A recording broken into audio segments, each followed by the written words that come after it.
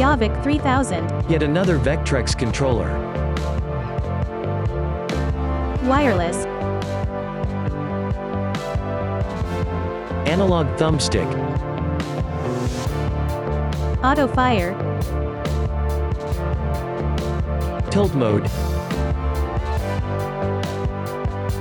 And disco lights.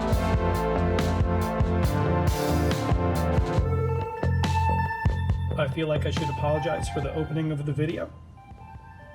Alright, so a while back I got some of these controllers that work with the Vectrex with a modified receiver. This works with it. This also works with it. This one's terrible. The buttons are all mushy. It's terrible. But these feel really good. Here's one of them. Buttons feel nice. And for $10, you don't get one, you get two.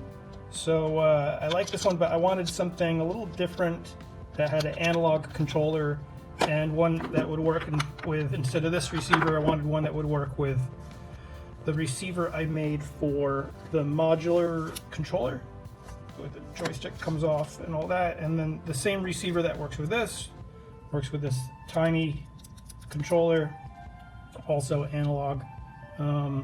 So I wanted something in this form factor that was analog and would work with my controller. So I made this. Here it is. It's got all new electronics inside. It's got a power button, a magnetic USB port for charging. There's a giant lithium polymer battery inside instead of AAA batteries, and I can update the firmware through the USB port. It has an analog stick, or analog thumbstick, and this is for the PS Vita. I thought that feels the best. I was going to use something for the Switch. It's got a little button that you can click on it and it acts as a button. I like the way the Vita felt better. There was also the PSP ones. Don't really like the way they feel, so I went with the Vita. And then for the buttons, I went with I swapped out the red ones for translucent green. I had some left over from another project. Here are some of the buttons that I made. Some turned out better than others. They're different colors, and some of them glow in the dark. But I thought translucent green was good, and I changed the overlay. It's printed on the same stuff a regular overlay would be printed on. Okay, let's turn it on. So if I turn it on,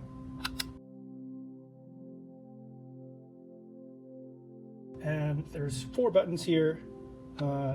There's a LED strip behind this panel, so I've got different colors for the different lights, the different buttons. This is usually fire, so the middle button here is auto fire. So if we turn that on, now we have auto fire. I made it a little dimmer in red or orange, so it's not annoying. And then it's off, it's green. And then also we have, there's a tilt sensor in here. So if I hit mode, it enables the tilt sensor, and then it will work for, well, you know, for any game that you want, but probably pole position might be the best one. And then we can turn that off. And just a nice thumbstick, and then the menu button it's the same thing as pressing down all 4 buttons, which is kind of hard to do. But it'll, for like a Pytrex, it'll escape back to the main menu. That's what that looks like. Sort of a disco. There's a party going on with this controller. So here it is in regular mode. Left, right, thrust, fire.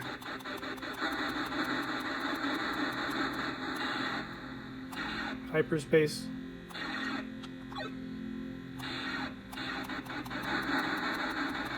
And we can escape.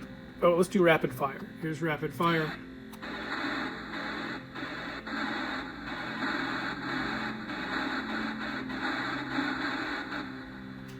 we can escape to the menu.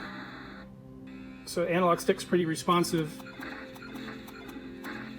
Works real well.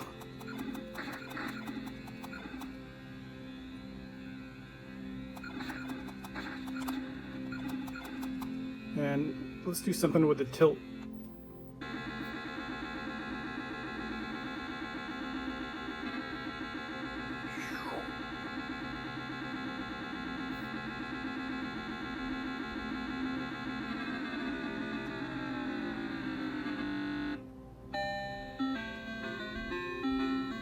And the same receiver works with different controllers, so I could switch to the little controller and it works, or the modular controller and it works too. Alright, that's it. Hope you liked the video. That is, what is this? The Yavc 3000 analog wireless NES type controller.